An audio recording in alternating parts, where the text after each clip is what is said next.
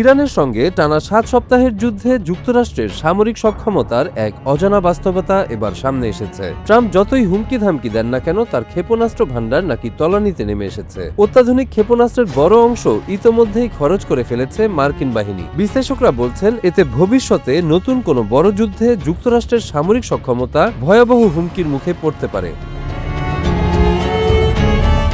Washington ভিত্তিক গবেষণা সংস্থা centre for strategic and international studies CSIS এর সাম্প্রতিক বিশ্লেষণে দেখা গেছে, অপারেশন এপিক ফিউরি অভিযানে যুক্তরাষ্ট্র তাদের প্যাট্রিয়ট ক্ষেপণাস্ত্রের প্রায় অর্ধেক ব্যবহার করেছে। একই সঙ্গে থার্ড ও প্রিসিশন স্ট্রাইক মিসাইলের মজুতেও বড় ধরনের ঘাটতি তৈরি হয়েছে।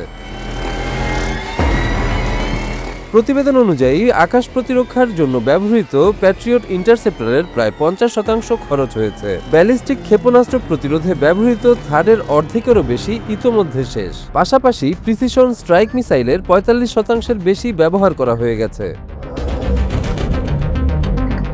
শুধু এই তিনটি নয়, আরও কয়েকটি গুরুত্বপূর্ণ অস্ত্রের মজুতও দ্রুত কমছে। টমাহক ক্রুজ মিসাইলের প্রায় 30%, joint air to surface stand off মিসাইলের 20% এবং SM-3 ও SM-6 ক্ষেপণাস্ত্রের উল্লেখযোগ্য অংশ ইরান যুদ্ধে ব্যবহার করা হয়েছে বলে বিশ্লেষণে উল্লেখ করা হয়েছে।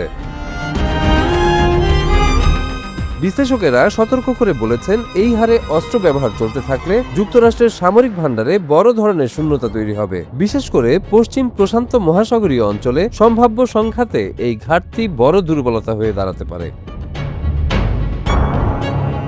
CSIS এর গবেষক ও অবসরপ্রাপ্ত কর্নেল মার্ক কানস্টিয়ান বলেন, বিপুল পরিমাণ অস্ত্র ব্যবহারের ফলে যুক্তরাষ্ট্রের প্রতিরক্ষা সক্ষমতায় চাপ তৈরি হয়েছে। এই ঘাটতি পূরণ করতে অন্তত 1 থেকে 4 বছর লাগতে পারে, আর পূর্ণ সক্ষমতায় ফিরতে আরও বেশি সময় লাগবে। প্রতিবেদনে বলা হয়েছে, বর্তমানে ভঙ্গুর যুদ্ধবিরতি শেষ করলে যুক্তরাষ্ট্রের হাতে ইরানের বিরুদ্ধে লড়াই চালিয়ে যাওয়ার মতো অস্ত্র এখনও রয়েছে। তবে চীনের মতো শক্তিশালী প্রতিপক্ষের বিরুদ্ধে বড় আকারের যুদ্ধে নামার মতো পর্যাপ্ত ক্ষেপণাস্ত্র ভান্ডার এখন নেই।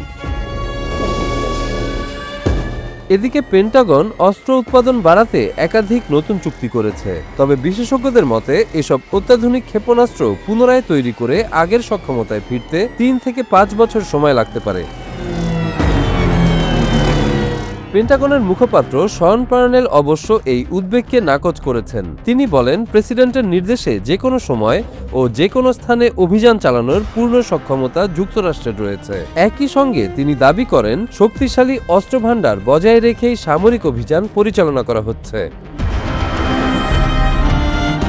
তবে সামরিক বিশেষজ্ঞদের মতে, এই যুদ্ধ একটি বাস্তবতা সামনে এনেছে। অত্যাধুনিক অস্ত্র যতই শক্তিশালী হোক, দীর্ঘমেয়াদী সংঘাতে সেগুলোর মজুদ দ্রুত ফুরিয়ে যেতে পারে। ফলে ভবিষ্যৎ যুদ্ধের প্রস্তুতিতে এখনই নতুন করে কৌশল ও হিসাব নিকাশ করতে হচ্ছে যুক্তরাষ্ট্রকে।